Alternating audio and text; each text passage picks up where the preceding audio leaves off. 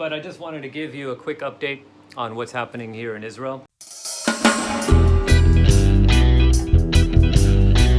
Shalom and welcome to Bomb Shelter Bibles with another report live from here in Israel. And I've just got a news channel, an Israeli news channel, I-24, playing in the background here, just with some images there, looks like some pictures there of Jerusalem. I think they're running an ad. But I just wanted to give you a quick update on what's happening here in Israel. First of all, in the paper, we have about 200,000 new vaccine jabs. They're doing this for children in Israel. And this is in spite of the increase. Israel has led the world in the number of jabs per capita, and yet the increase in the infection rate is going up.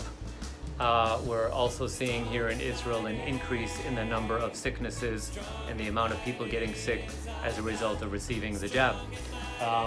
So that's one thing that is happening there. On the same topic, we recently saw that the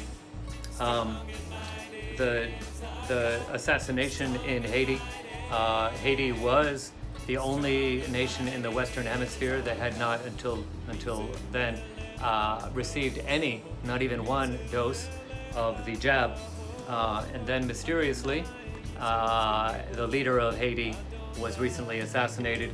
Now, if I take a look in DuckDuckGo, do a little bit of searching there, we can see, and I use DuckDuckGo for searching because it's better than Google and more private, that even according to CNN, reporting that the Haitian people, the people in Haiti, are reporting that the group of assassination team was speaking Spanish, and it looks like USA was involved, as well as retired Colombian military were involved. So take a look, you can look that up, take a look at that. Earlier there had been, I had to do a little bit of searching and also checking. I didn't find what I was looking for in archive.org because in another website, the article that seemed to have information about that had been removed from the website. Searching for that on archive.org is a great way to go, but it didn't come up with anything this time. Another thing that's happening here in Israel is a law was just passed allowing homosexual couples to become surrogate parents. What that would mean is that for two gay men as a couple in Israel will now have the ability to find a woman who is willing to bear a child for them that they can raise as their own. That is a new law just coming to pass here in Israel as of today. Of course, it does remain to be seen how many Israeli women would actually be willing to do that, but that's an open question. In terms of legal blockages, that seems to have been removed. Prior to this, gay couples were able to travel to other countries to find surrogate mothers there, and some have done that. And so now it seems that requirement for travel is not going to be needed anymore. Meanwhile, the movement of the prayer movement here in Israel is going forward, and slowly, we see, even though Israel is a nation with freedom of religion on the books, it still is a nation in the Middle East, which generally may have some freedom of religion in name only, but not really in practice. Israel is only allowing immigration from other countries for people who are verifiably Jewish according to rabbinic law. If it's the law of Aliyah, the law of return is another law that can be applied. And so with that, a person could be not rabbinically Jewish, but could be Jewish according to at least one of their parents or one of their grandparents. That would be the law of return. The law of aliyah is more strict. Other than that, there is no practical way for people to make immigration. And that has a lot to do with, when you look at the world, you see that there's a lot of so-called secular nations, there's a lot of so-called Christian nations. There's around 52 Islamic nations, and they also don't allow non-Muslims to immigrate to those countries. Of the Jewish nations in the world, there is only one, and that would be right here in Israel. And like many other nations, Israel does seek to protect its own population and protect its own laws, its own way of life. And so you can sort of understand that. There's been other moves. The newly elected government in Israel has recently made steps in making peace with the king of Jordan. And so that's something that is going in process there. Jordan is right adjacent, just to the east side of Israel, and just on the other side of the Jordan River. That's why originally when the nation was formed earlier in the last century, it was originally called Transjordan, because other side of the Jordan, across the Jordan. It's recently been shortened to Jordan. And that is why the area where I live is called the West Bank, wrongly by the news and by the politically correct people around the world. It's called West Bank, as if it is no more significant than simply being the West Bank of the Jordan River.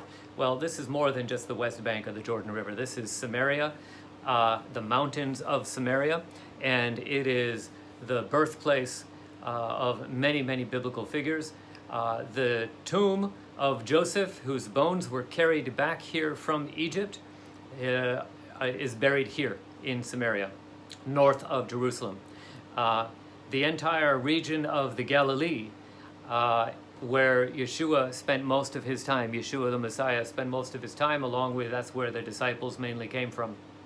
That is in Samaria, otherwise known as the West Bank. Here we see the new prime minister, was just there on the screen a moment ago, Naftali Bennett. It would be a great benefit if you could pray for him, keep him in prayer. He is on prime minister rotation with Yair Lapid, who is the head of a different party. And they reached a coalition agreement to be able to form a coalition and form a government in Israel. And at the moment, former Prime Minister Benjamin Netanyahu still lives in the Prime Minister's house. He has a few more days left. Sometime in July, he will be moving out of that house and presumably moving back into one of his private residences. So he is now still the head of his party, which is called the Likud, and he and his party are in the opposition. So politically, they will do whatever they can to try to bring down this current government. That's traditionally what the opposition does, and try to get themselves back into power. Other news happening here in Israel.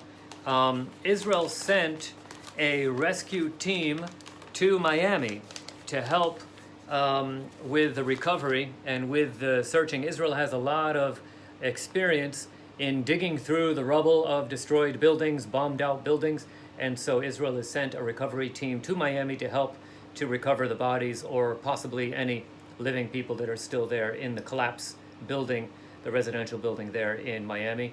And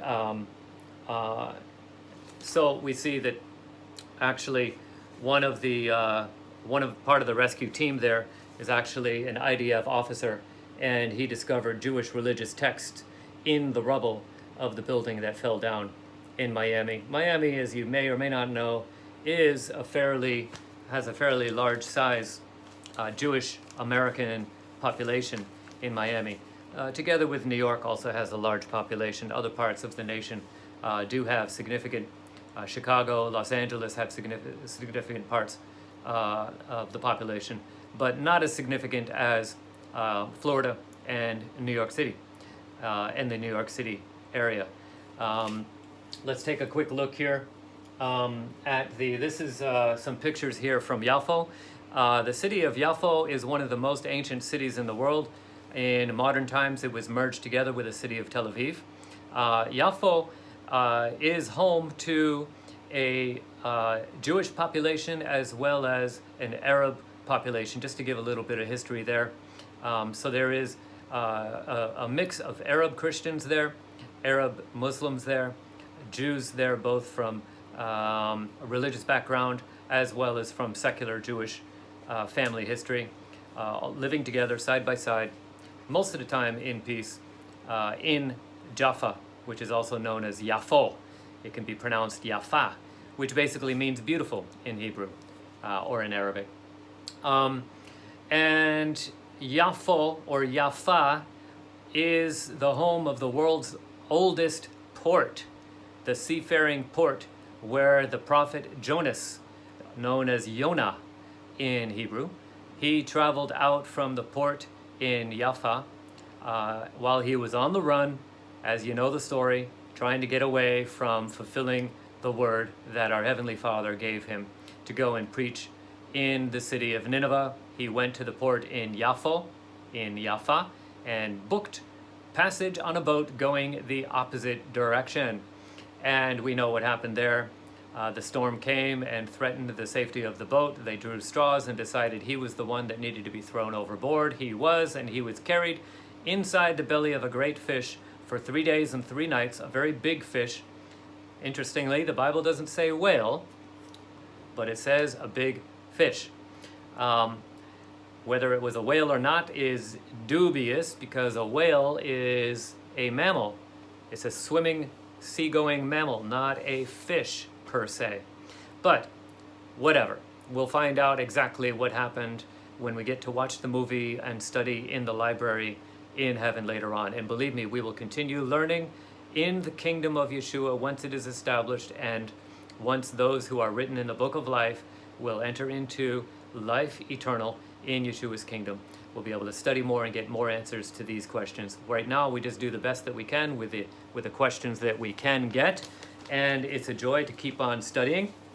And what we see here for a little, there's a nice picture of Jaffa right there, the seagoing port. Right, and here we see a little bit of news about the coalition. The coalition, which includes the new ruling parties in Israel, they want to continue their battle against Likud, the previous ruling party, and so they're in battle against each other right now. There's a whole lot of political maneuvering going on.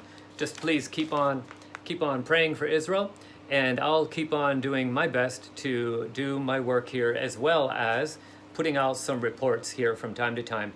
I'm going to try to do it, let's say, on the first day of every week here on Bomb Shelter Bibles. Thanks for tuning in, and I'll do more reports and more often if possible. And so if you don't want to miss any of these reports, just go ahead and click the subscribe button and click the little bell icon and be able to get all the notifications with that. All right, so thanks for tuning in, and let's be thankful that there are no rockets and missiles falling on Israeli soil at the moment right now. My bomb shelter is working, and right over to my left here in the apartment, it's stacked full of bookshelves, and that is my study right now.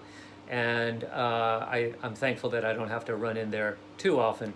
I'm thankful for the help of prayer warriors and believers who are helping me keep going here with many projects over here in the land of Israel. And people can make contributions there through JTOD.org, JTOD.org. That's the initials for Jerusalem Tabernacle of David.org. Thanks for tuning in. Thanks for all your support. And with your support, I was recently able to run the air conditioner for an hour or two in the heat in the middle of the day to be able to cool off and do some studies a little bit better. Thank you so much for these contributions. Also to be able to take care of all the bills, and the rent and the groceries are very expensive here in Israel. Thank you so much for that. And we look forward to being in touch more and more. And you can keep in touch that way. Also sending messages through here. Oh, and I wanted to mention there's also a group on Signal, which I've been able to formulate here on the Signal app, which is called We Can Kill Corona. So if you just send me a message there on Signal, you can get in touch and you can get onto the group to get updates about health news and what's going on, and what's able to do that. I might have to go ahead and edit this video a little bit to fix that. All right, thanks so much. We'll see you soon. Thanks for tuning in, and bye for now.